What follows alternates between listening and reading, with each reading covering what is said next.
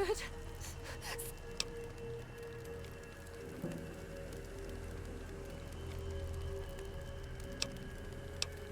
Yeah? That's another bullshit Brotherhood lie. I used to be Brotherhood. I fought on the fields of Helios. I understand how that pain can haunt you, control you. But I've learned it's not worth holding on to. That it's only poison. That the only person it hurts is you. You were there? And yet you want to help an NCR soldier!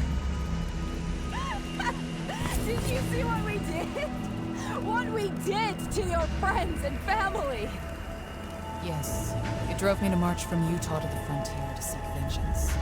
What I found instead was that you've changed. You aren't the enemy I remember. In fact, Blackthorn and I have made a pact. A peace treaty between our factions. It's true, AJ. Tasha and I have made peace. Listen to me. Wow, I don't know what to say. Consider our freeing you my propitiation for crimes committed against you. Fine. If Blackthorn trusts you, then maybe I can too. Maybe you're right. Maybe it's a time for peace. A time to heal.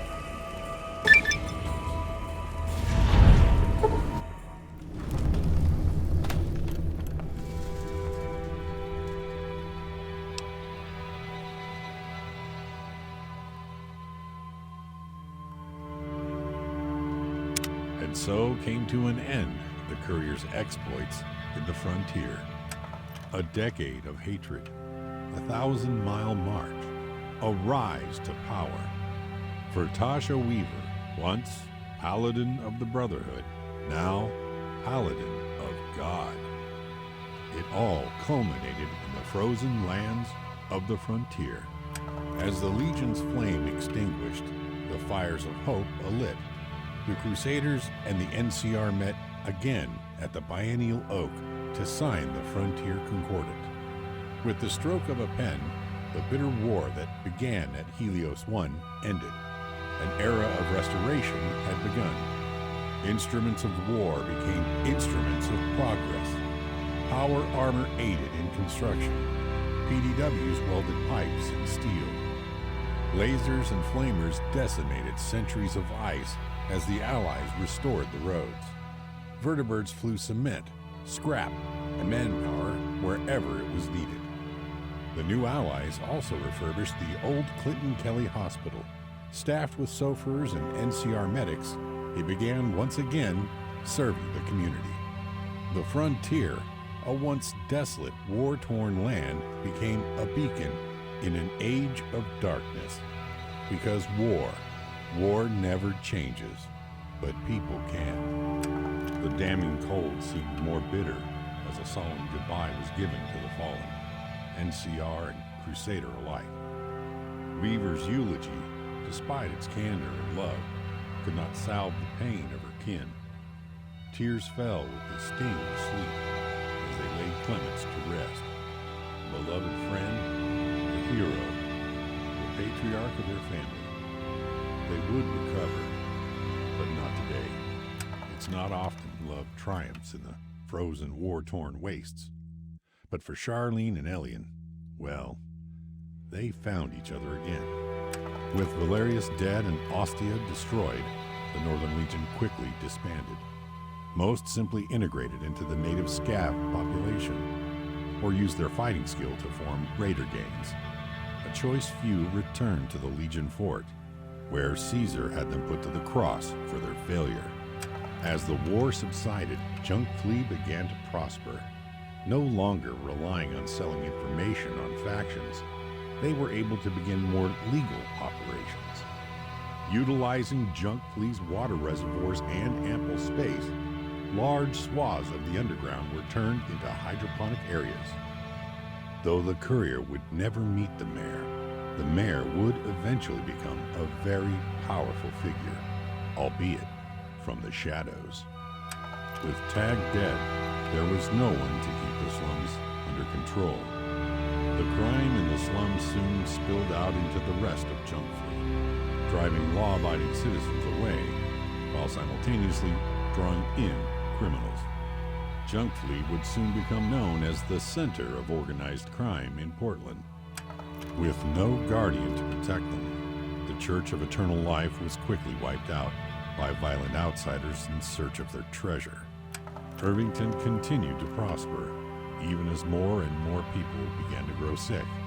After years of suffering and dozens dead, Dr. Pavis finally created a cure for the disease. With the plague ended, Irvington would grow to rival Junk Fleet in size and influence, becoming a beacon of civilization in Portland. With the salt mine gone, thanks to the Courier, Salt Town quickly died off. Worries that a salt shortage would ensue disappeared as new veins and mines were discovered. These mines were run by those who had suffered in Salt Town, and so the workers were treated with respect and dignity. The frontier became known as a haven for miners, with even workers from Quarry Junction making the journey up north. After years of scams, Smokes finally messed with the wrong customer. The Courier dished out some wasteland justice upon him and his cohorts. As he died on the floor of the Green Ferry, so too did the secret to the best absinthe in the frontier. Though Joseph was sad to see his former friends fail, he knew the Courier made the right decision in granting the Scabs independence. However, with this independence came the revival of the slave trade. Undeterred, the Hanged Man redoubled his efforts. So long as he lived, no man or woman would be in chains. While the Crusaders struck Jolene as worrisome at first, she came to recognize their desire to help the denizens of the frontier. They kept the peace, and Jolene kept her distance. With the Courier's party, Jolene felt she deserved a break from the soldier's life. Ditching her combat gear in favor of a party dress, Jolene headed back to the Wasted Angel to get her fill of cocktails and Charlie's pre-war tales. By spending time with the Courier, America was able to conquer the abandonment issues tormenting her. With her self-doubt gone, she refocused. She found her place in the world. For now, it would be with the Crusaders. But like all young adults, the need to test the waters of life beckoned. Perhaps one day, she and the Courier will meet again. The Crusaders had heard of Lot's exploits through back channels with the Runaways. Lot was put on trial for his crimes. Thanks to the Courier's intervention, however, Lot was spared from the firing squads. Before he could be imprisoned, he escaped. Lot was never seen again. Some say he turned himself into the Runaways.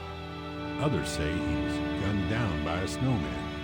The world would never know. After the Courier left the frontier, life continued as usual for Wrench and Bolt. Though her future jobs were safer and more financially rewarding, she would look back warmly on your adventures together. And so it came to an end. The Courier's magnum opus, a final adventure to the unknown. The road to Hoover Dam now lay before the Courier, an empty slate to be carved. Because war never changes.